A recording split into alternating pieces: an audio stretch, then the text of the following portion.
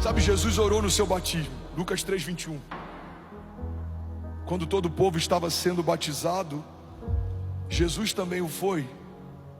E enquanto ele estava orando, o céu se abriu. Uma das maiores incoerências da nossa geração é que desejamos céus abertos, mas permanecemos com a nossa boca fechada. A Bíblia diz que enquanto Jesus ora, os céus se abrem. A Bíblia diz que enquanto Jesus ora, algo acontece. Irmão, Jesus está no seu batismo e ele não deixa de orar. A Bíblia diz que depois que ele é batizado, o Espírito é derramado sobre ele. O Espírito então leva Jesus 40 dias para o deserto para orar. Não tem nenhuma estação que Jesus entre que não seja marcada por oração antes e no final dela. A Bíblia diz que Jesus orou nos desertos, Lucas 5:16. Ele, porém, retirava-se para os desertos e ali orava. A Bíblia diz que Jesus orou a noite inteira antes de escolher os discípulos. E a minha pergunta é: como queremos tomar decisões importantes sem consultar a Deus, se o próprio Jesus não abrir a mão desse recurso? Irmão, Jesus, o Verbo encarnado, o próprio Filho de Deus, parte da Trindade, estava desde o princípio. João diz que no princípio ele era o Verbo estava com Deus, o Verbo era Deus. Todas as coisas foram feitas por meio dele, sem ele nada do que foi feito se fez. O autor e consumador da nossa fé, o maravilhoso conselheiro, Deus forte, Pai da eternidade, Príncipe da paz, está orando incessantemente antes de escolher os seus discípulos, porque ele não fazia nada que ele não tinha visto o Pai fazer, e ele não falava nada que antes ele não tivesse ouvido o Pai falar. Mas quantas vezes a gente assina contratos ou entra em sociedades, a gente toma decisões ou acessa portas sem que Deus tenha nos dado respostas? A pergunta que a gente precisa fazer nessa noite é: se o próprio Jesus não se movia sem antes ter uma palavra de Deus, como a gente ousa se mover sem que ele fale? Olha o que a Bíblia diz, Lucas 6:12. Em um daqueles dias, Jesus saiu para um monte a fim de orar e passou a noite orando a Deus. Ao amanhecer, chamou seus discípulos e escolheu 12 deles, a quem também designou como apóstolos. A Bíblia diz que Jesus orou antes da multiplicação dos pães e peixes. Isso é uma coisa extraordinária, porque a gente vê várias vezes Jesus orando e agradecendo antes do milagre acontecer. Dinâmica da fé fala a respeito de celebrarmos antes do milagre acontecer, porque celebrar depois que aconteceu é óbvio, mas celebrar antes de acontecer é fé. Uma mulher estéril que celebra o filho antes de saber que está grávida. Uma família quebrada financeiramente que celebra o novo de Deus antes de um novo contrato chegar.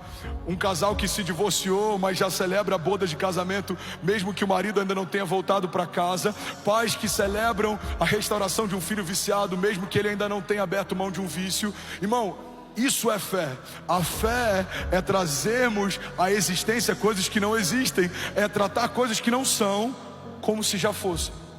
A Bíblia diz que Jesus, antes de multiplicar o pão, já agradece pela multiplicação. João 6:11 diz assim: então Jesus tomou os pães e deu graças e os repartiu entre os que estavam sentados, e tantos quanto queriam comeram, e o mesmo ele fez com os peixes. Mas a Bíblia também diz que Jesus orou depois da multiplicação. Mateus 14:23. Tendo despedido a multidão, subiu sozinho ao monte para orar, e ao anoitecer estava ali sozinho. Alguém pode dizer glória a Deus por isso? Irmão, olha para mim, pega isso aqui. Todo tempo de secreto gera recompensa pública. Jesus ora quando ninguém vê.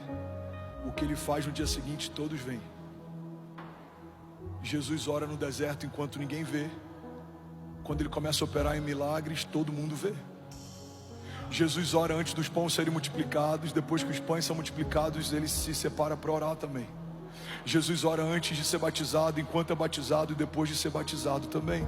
Jesus ora antes de escolher os discípulos, e quando ele está quase entregando o seu espírito nos seus minutos finais de vida também.